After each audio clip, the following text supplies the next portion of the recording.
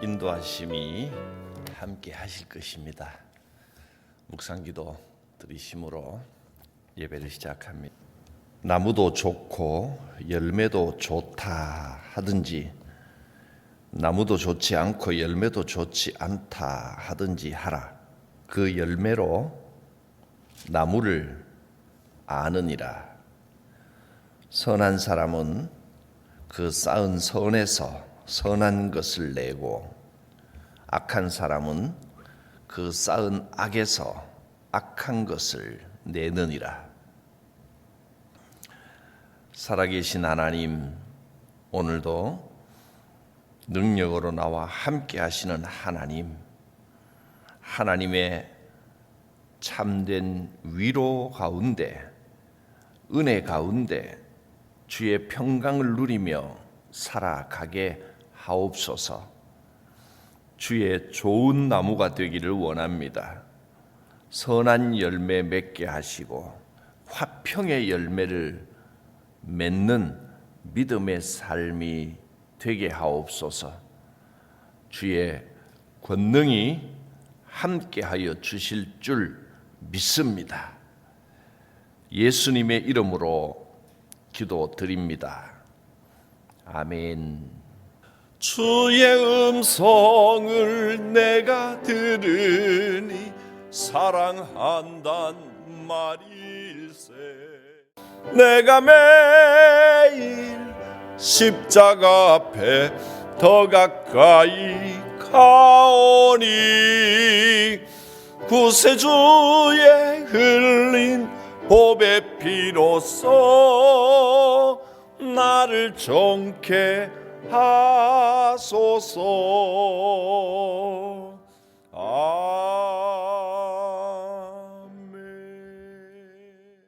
오늘 주시는 말씀은 마태복음 12장 46절부터 마지막 50절까지입니다.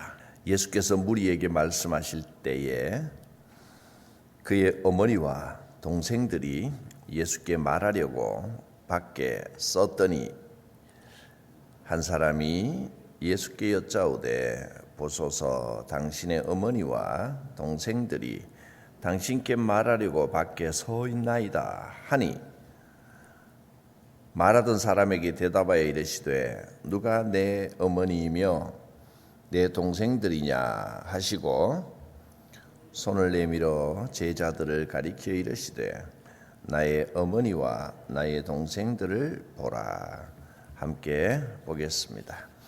누구든지 하늘에 계신 내 아버지의 뜻대로 하는 자가 내 형제요 자매요 어머니이니라 하시더라. 오늘 말씀에는 예수님의 육신의 가족들이 나옵니다. 예수님의 어머니 마리아죠. 마리아와 그리고 요셉과 마리아 가족이 낳은 동생들, 예수님 이후로 낳았던 그 형제들, 이들이 예수님을 찾아왔습니다. 한참 예수님이 이제 설교하고 계실 때, 근데 그 설교도 굉장히 민감한 설교입니다. 바리새인들이 또 서기관들이 예수님께 계속 시비를 걸고, 특별히 이제 안식일에 대하여 제일 중요한 문제죠. 안식일에 대하여 왜 안식일 날 해서는 안 되는 일을 하느냐, 왜 율법을 중요하게 여기지 않느냐, 그런 막 항의를 하고, 또 회당에 가셔서 손 마른 자를 고쳐주시고, 그리고 바리새인들이 저 예수를 우리가 죽여버려야 되겠다, 어떻게 죽일까 모의를 하고 있고, 굉장히 긴박한 순간입니다. 그리고 예수님이 눈 멀고 말 못하는 귀신, 사람을 보지 못하게 하고 듣지 못하고 말 못하게 만들었던 그 귀신을 쫓아내서 그 사람을 고쳐주셨습니다. 이게 다 이제 안식일 날 회당에서 지금 일어나고 있는 일들입니다. 그날 굉장히 많은 일이 일어났습니다.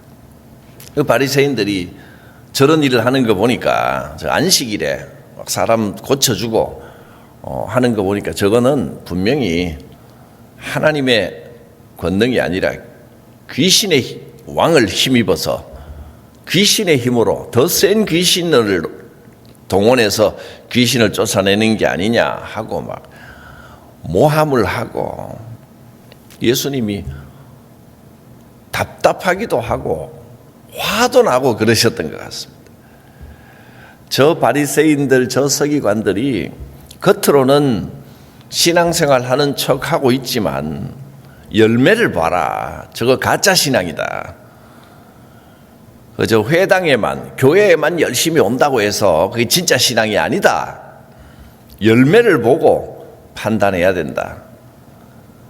악한 열매를 내는 건 아무리 좋아 보여도 그건 악한 나무지 좋은 나무가 아니다. 그런 말씀을 하고 계셨습니다. 그리고 그러니까 이제 서기관들이 그러면 이런 표적 외에 더 큰 표적, 우리가 정말 믿을 수밖에 없도록 만드는 그런 표적을 한번 보여주십시오. 예수님이 아니 지금까지 사람을 고쳐주고 귀신을 쫓아내고 했더니 믿지는 않고 더 큰 귀신이다라고 모함을 하면서 더 악한 생각을 하면서 무슨 표적을 더 보여달라는 거냐. 더 큰 표적을 보여준다면 믿겠습니까?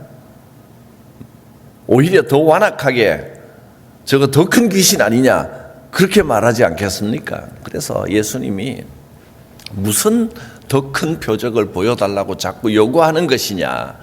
선지자 요나의 표적 외에는 내가 보여줄 것이 없다.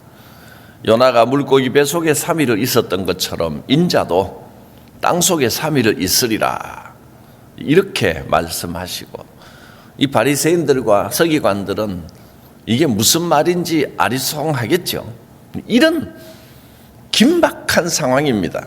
영적인 전쟁이 벌어지고 있는 상황에 예수님의 어머니와 동생들이 예수님을 찾아왔습니다.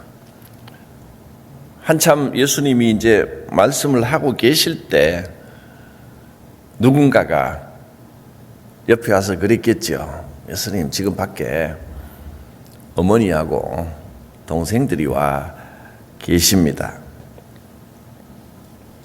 지금 이것이 공개적인 자리에서 회당에서 지금 일어나고 있는 일입니다. 그때 예수님이 사람들이 다 듣는데 누가 내 모친이고 누가 내 동생이냐. 나의 어머니와 내 동생, 내 진짜 가족들은 바로 여기 있다 하면서 제자들을 가리켰습니다. 진정한 가족은 함께 일하는 이 사람들이다. 육신의 혈육이 아니다.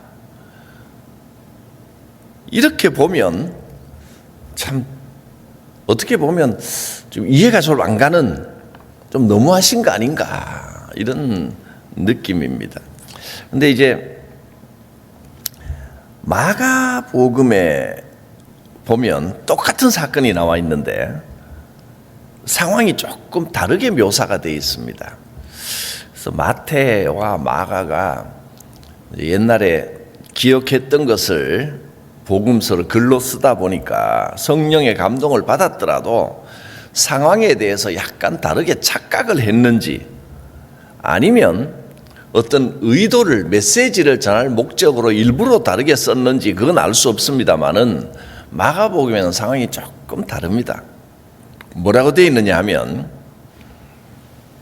마가복음에는 3장에 나오는데 집에 들어가시니 무리가 다시 모임으로 식사할 겨를도 없는지라 예수의 친족들이 듣고 그를 붙들러 나오니 이는 그가 미쳤다 함이러라. 분위기가 많이 다르죠. 지금 마태복음에는 성전에서 설교하고 가르치고 바리새인들이 막 공격을 하고 있는 중에 아직도 무리들에게 말씀하고 계실 때에, 그러니까 설교 중에, 설교라고 하는 그 당시 설교는 앞에서 일방적으로 여러분 앉아서 듣고 이렇게 말하는 상황은 아니고 약간 성경 공부하듯이 뭐 질문도 하고 이런 상황인 것 같습니다. 그때 사람들이 옆에 와서 지금 이렇게 제가 설교하고 있는데 누군가가 와가지고 저한테 지금 아버지 오셨습니다. 그러면 내가 어떻게 해야 되겠습니까? 설교 중단하고 우리 아버지 오셨다는 잠깐 기다리세요 하고 뛰어내려가서 아이고 아버지 오셨습니까? 이렇게 할까요? 아니면 계속 그래도 말씀 전하는 게 중요하지. 예배가 중요하죠. 예배 다 마치고 내려가서 오셨습니까? 이게 맞을까요? 당연히 후자가 맞겠죠. 설교하는 중에는 아버지 아니라 온 식구들이 다 모여와도, 온 친족들이 다 모여와도 말씀 전하는 것은 먼저 말씀을 전하고, 공적인 일은 하고 영적인 일은 영적인 일이고 육신의 가족은 육신의 가족입니다. 이게 맞을 겁니다. 설교하다 말고 여러분 우리 가족들 오셨습니다. 물론 이제 예배 시간에, 광고 시간에는 할 수 있겠지만 설교하다 말고 우리 가족들 오셨으니까 박수 한번 쳐주세요 이러고 설교를 계속할 수는 없습니다. 그때는 하나님의 말씀이 더 중요합니다. 말씀 전하는 게 더 귀한 일입니다. 누가 와서 누가 손들고 아니 목사님 가족들 오셨는데 계속 그렇게 설교만 하고 계실 겁니까? 라고 말한다면, 그렇다면 제가 똑같이 말했을 겁니다. 지금 영적인 일을 하고 있는데, 말씀 전하고 있는데 누가 내 가족이냐? 여러분이 영적인 가족입니다. 사명을 감당하고 말씀을 전할 때는 여러분 제자들을 가르치면서 여러분이 더 중요합니다. 여러분이 내 진정한 가족입니다 하고 말씀을 계속 전하고 그 다음에 아버지든 가족이든 만나서 인사하고 해결할 겁니다. 근데 이렇게 생각하면 예수님의 행동이 너무나 자연스럽게 이해가 갑니다. 개인적인 일들보다 신앙적이고 영적인 일이 훨씬 더 중요한 것이다 한 것입니다. 근데 마가복음에는 조금 다르죠. 집에 가셨다고 했습니다. 회당에서 나와서 집에 들어가시니 회당에서 말씀을 들었던 사람들이 흥미를 가지고 감동을 받고 집까지 모여와서 다시 모여서 거기에서 예수님의 어머니와 가족들이 찾아왔다 이렇게 나와 있습니다. 뭐 큰 차이는 없습니다만은 거기에는 마가복음에 이렇게 되어 있습니다. 이는 그들이 예수님이 미쳤다는 소문을 들었기 때문입니다. 바리새인들이 예수님 보고 귀신의 힘을 힘입어서 귀신을 쫓아내는 거 아니냐, 이게 미쳤다는 소리입니다. 귀신 들린 거 아니냐 이 말입니다. 큰 귀신 들려가지고 작은 귀신 쫓아내는 거 아니냐, 이런 소문을 의도적으로 막 퍼뜨렸다는 겁니다. 예수님께 은혜 받고 예수님을 따르는 사람도 많았지만 이런 악의적인 소문을 퍼뜨리는 사람들도 막 있어서 예수님의 가족들에게 이런 소문이 귀에 들어갈 정도였다면 흉악한 이야기들도 많았다는 이야기입니다. 가족들이 얼마나 놀랐겠습니까? 그래서 예수님을 직접 만나고 도대체 뭐가 진짠가?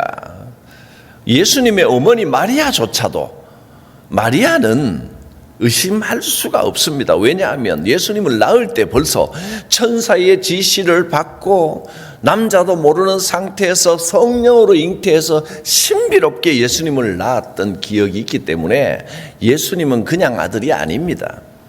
이건 특별한, 딴 사람은 몰라도 마리아는 압니다. 그런데 얼마나 흉악한 소문이었는지 마리아도 그 소리를 듣고 놀라서 뛰어올 정도였습니다. 주님의 사명을 감당하는 일에는 기쁘고 행복한 일도 있지만 수많은 오해와 억울한 일이 당연히 있습니다. 그거 이겨내지 못하면 주의 일은 못합니다. 누군가 나를 오해할 때 막 못 견디고, 오해를 받으면 정말 억울하면 속이 터집니다. 대들어서 막 대놓고 확 싸워버리면 그것도 막 속은 상하겠지만, 그거보다 억울하고 답답하고 오해를 받는데 내가 말도 못하겠고 말도 안 하고 그냥 입 다물고 있을 때 속이 정말 물러 터집니다. 심하면 막 우울증까지 옵니다. 근데 그거 이겨내지 못하면 신앙생활 못합니다. 주의 일 못합니다. 주님도 오해를 받으셨으니 오해받는 게 당연하다. 더 중요한 건 하나님은 알고 계십니다. 억울한 것 따박따박 다 따지고 마음에 좀 답답한 게 생길 때마다 말 안 하고는 못 베기고 입으로 다 쏟아내야 되고 그 사람 만나가지고 따져야 되고, 그러면 어떻게 돼요? 나쁜 열매가 되는 겁니다. 할 말 다 하고 살지 못합니다. 따박따박 다 맞받아 쳐주고 속에 생기는 어떤 의문이나 불만은 겉으로 다 쏟아내야 되고 그 사람 만나서 따져야 되고, 뭐 속에 이런 게 좀 생기면 이건 아니지 싶으면 당장에 막 전화 돌리지 않으면 못 견디는 분이죠. 전화해가지고 이거 어떻게 됐냐 저거 따져야만 된다. 그걸 뭐라고 부르냐면 못됐다 그러는 겁니다. 속에 묻어놓지를 못하는 그게 못된 겁니다. 못된 사람은 주의 일 하기 참 힘듭니다. 좀 억울해도 하나님은 아신다 하고 좀 기다리고, 어떻게 내 할 말 다 하고 살겠느냐, 하나님의 때를 기다려보자, 그렇게 좀 겸손해야 되는 겁니다. 그래야 신앙생활을 할 수 있습니다. 예수님의 어머니, 가족들, 혈육의 가족들은 가장 어떤 기본적이고 일차적인 어떤 관계를 나타냅니다. 그런데 예수님이 뭐 회당이었던 집이었던 간에 가족들도 답답한 마음을 가지고 찾아왔지만 예수님은 지금 주님의 사명을 감당하고 주의 이름으로 말씀을 전하고 있는 중입니다. 공적으로 주의 일을 하고 있는 중에 답답하고 억울한 일을 당했다 할지라도 그냥 좀 묻어놓고 주님의 일을 우선으로 하고, 물론 그들이 내 가족입니다. 그러나 지금은 주의 일을 하고 있는 동안에, 공적인 일을 하고 있는 동안에 제자들이 바로 영적으로 내 가족이 아니냐, 하나님의 일이 우선이 아니냐, 개인적으로 억울하고 답답하고 이런 일들은 뒤로 좀 미루고 묻어놓고 참아낼 수 있어야 한다. 그런 교훈으로 다가옵니다. 우리 모두는 연약하기 때문에 사실 오해도 하고 또 오해를 받기도 하고, 뭐 오해뿐이 아니라 실수로 뭐 잘못하거나 상처를 입히거나 안 했으면 좋을 행동이나 말들을 하기도 합니다. 그렇게 부족한 사람들이 서로 아프게도 하고 상처를 주고 이렇게 살아가는데, 좀 사소한 일들은 잊을 수 있으면 잊어버리고, 아이고 사람이 그렇지 뭐 실수했겠지, 아유 그럴 수도 있지, 참 생각이 나하고 다르구나, 그렇게 넘어갈 수 있으면 넘어가고, 근데 그렇게 넘어가지지 않고 마음에 다 꽂히는 상처가 되는 어떤 행동이나 말들도 있을 수 있습니다. 또 내 마음에 좀 안 드는 거 있을 수 있습니다. 그거 일일이 하나하나 따박따박 다 따지고 전화를 하든지 만나든지 뭐 불평을 어떻게든 표하고, 그 사람한테 못하게 했으면 다른 사람 붙들고 막 하소연하고, 다른 사람 붙들고 하소연하는 거, 그거를 뒷담화라고 합니다. 그렇게 살면 그게 나쁜 열매가 되는 겁니다. 나는 아무리 좋은 의도로 이게 옳다고 생각하고 한다 하더라도 나쁜 열매를 맺는 것은 좋은 나무는 아닙니다. 바리새인들이 그랬고 서기관들이 그랬습니다. 나쁜 열매를 맺었습니다. 여러분, 이 말씀을 가지고 우리 자신을 돌아봐야 됩니다. 좋은 열매를 맺어야겠다. 그러려면 좀 답답해도 좀 억울해도 하나님의 뜻을 믿고 기다릴 줄 아는 신앙인이 돼야 되겠다. 며칠 전에도 이 마태복음 12장 말씀으로 말씀을 드렸지만 여러분, 참는다는 거 하고 하나님의 뜻을 믿고 기다린다는 거 하고는 좀 차이가 있습니다. 물론 기다림에도 참는 게 포함이 되어 있고 참으면서 기다리는 거지만 중심은 기다리는 데 있습니다. 참는 거는 내가 그냥 끙끙 누르는 거지만 기다린다는 것은 하나님께서 살아계시고 하나님께서 갚아주실 것을 믿기 때문에 하나님께서 해소해 주시리라 믿음을 가져야 기다릴 수 있는 겁니다.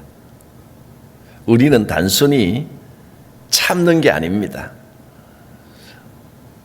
모든 문제의 해결자이신 하나님의 뜻, 하나님의 때를 기다리는 겁니다. 하나님께서 갚아주실 줄 믿습니다. 주의 일을, 주의 사명을 먼저 생각하고 누가 내 가족이냐? 제자들, 함께 일하는 이들이 내 가족이 아니냐? 지금은 하나님의 일을 하고 있는 때가 아니냐? 그걸 더 우선해야 되지 않느냐? 개인적인 사사로운 정은 좀 눌러두고 그 다음에 생각해야 되는 거 아니냐? 이 주님의 말씀을 통해서 하나님의 뜻을 기다릴 줄 아는, 그래서 좀 답답하고 억울해도 이겨낼 줄 아는 은혜가 임하시기를 바랍니다. 기도합니다. 거룩하신 하나님, 우리에게 믿음 주시고 사명 주시고 주의 일을 맡겨 주셨습니다. 오늘도 예수님의 뒤를 따라가는 삶을 살기를 원합니다. 주의 길을 따르는 이 길에, 주의 뒤를 따르는 이 길에 억울함과 답답함이 있을지라도 주님을 바라보며 믿음으로 이겨내게 하옵소서. 주의 은혜와 평안이 충만히 임하여 주시옵소서. 예수님의 이름으로 기도드립니다. 아멘. 예수 따라가며 복음 순종하면 우리 행할 길 환하겠네. 주를 의지하며 순종하는 자를 주가 늘 함께 하시리라.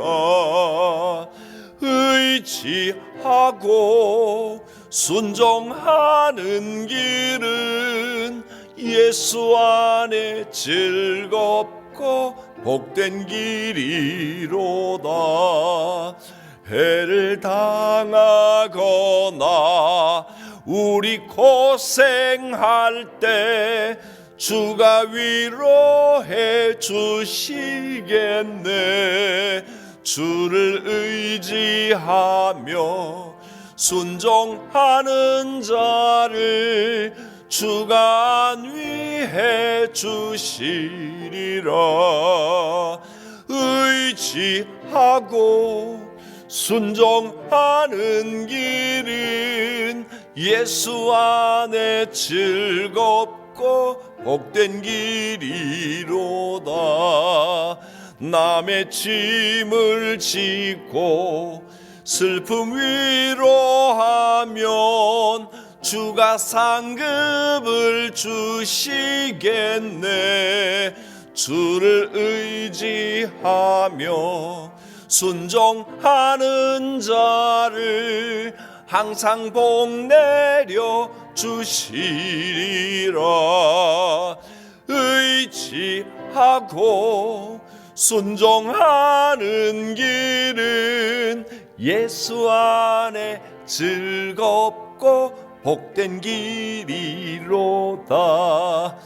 우리 받은 것을 주께 다 드리면 우리 기쁨이 넘치겠네.